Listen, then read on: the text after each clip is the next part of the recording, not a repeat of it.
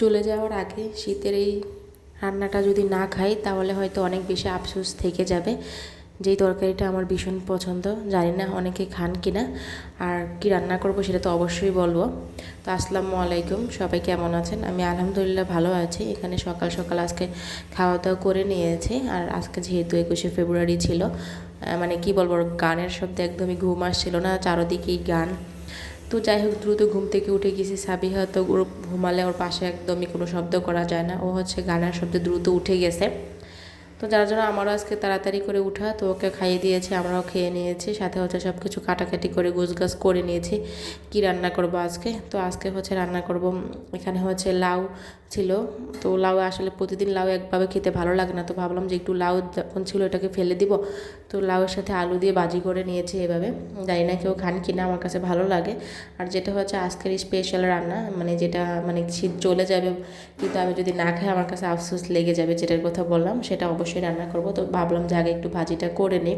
আর ভাজিটা আগে হয়ে গেলে সাবিহাকে, ওর যখন খিদা লেগে যাবে ওকে আগে ভাত খাইয়ে দেওয়া যাবে। আর রান্নাবান্না করার পাশাপাশি কিন্তু যারা আমরা গৃহিণী আছে সবাই কিন্তু অনেক কাজকর্ম আমরা করে থাকি। দেখা যাচ্ছে যে সব কিছু গোছগাছ করে না আসলে কেমন যেন একটা মানে অন্যরকম লাগে।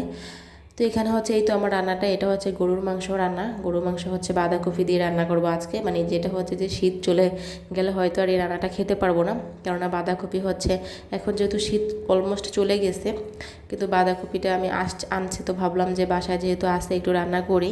আর গরুর মাংস দিয়ে বাঁধাকপি দিয়ে কিন্তু খুবই ভালো লাগে খেতে, জানি না কে কীভাবে খান। আর আমি ভাবলাম যে এতদিন রান্না করিনি, আসলে ওরকমভাবে বাঁধাকপি বাসায় আনা হয় না। তো এখন যেহেতু আনা হয়েছে তো ভাবলাম যে একটু খেয়ে নিই, নয়তো পরে আবার আফসোস করব। আবার যদি শীত আসে আর আল্লাহ যদি ভালো রাখে, বাঁচায় রাখে, তাহলে খেতে পারবো। আর যদি মরে যাই তাহলে কিভাবে খাবো? তো ভাবলাম যে একটু রান্না বান্নাটা করে নিই। আর পাশাপাশি হচ্ছে একটু রান্নাটা এখানে আমি বসাই দিয়েছি, আগে মাংসটা কষাতে দিয়েছি। তারপর হচ্ছে এখানে সাবিহা বারান্দায় খেলাধুলা করছে, ওর সব কিছু নিয়ে গোছগাছ মানে একটু করে রাখতেছি আর কি। দেখা যাচ্ছে আমি একদিকে গোছগাছ করে রাখি, ও আবার এসে সব এলোমেলো করে দেয়, কী আর করব। আসলে যারা হচ্ছে উল্টাপাল্টা চলতে না পারে তাদের এরকম একটা অবস্থা হয়। আমি যতবার গোছাই মেয়েটা হচ্ছে ততবার সব কিছু ওলটপালট করে দেয়। তো কী আর করা, আমার তো গোছাতেই হবে। তো এখানে হচ্ছে যে মানে মাংসটা কষানো হচ্ছে, পাশাপাশি হচ্ছে ভাত রান্না করবো, তার জন্য আমি একটু পানি বসিয়ে দিয়েছি। আমি কিন্তু মাংসটা অনেকক্ষণ ধরে মানে একদম লো হিটে এটাকে হচ্ছে যে ভালো করে সিদ্ধ করে নেব, কেননা হচ্ছে আজকে রান্না আমি একটু পানি ব্যবহার করব না। আর হচ্ছে বাঁধাকপিটাকে আমি অনেকক্ষণ আগেই ধুয়ে রেখেছিলাম যেন পানিটা ভালোভাবে ঝরে যায়।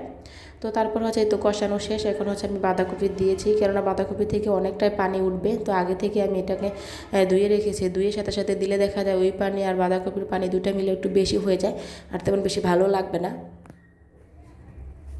বাঁধাকপিটা যদি বেশি নরম হয়ে যায় তাহলে খেতে ভালো লাগবে না, আর একটু কেমন যেন একটা লাগবে আর কি। তো সেই জন্য বাঁধাকপিটা যেন শুকনো শুকনো থাকে, একটু ভালো লাগবে।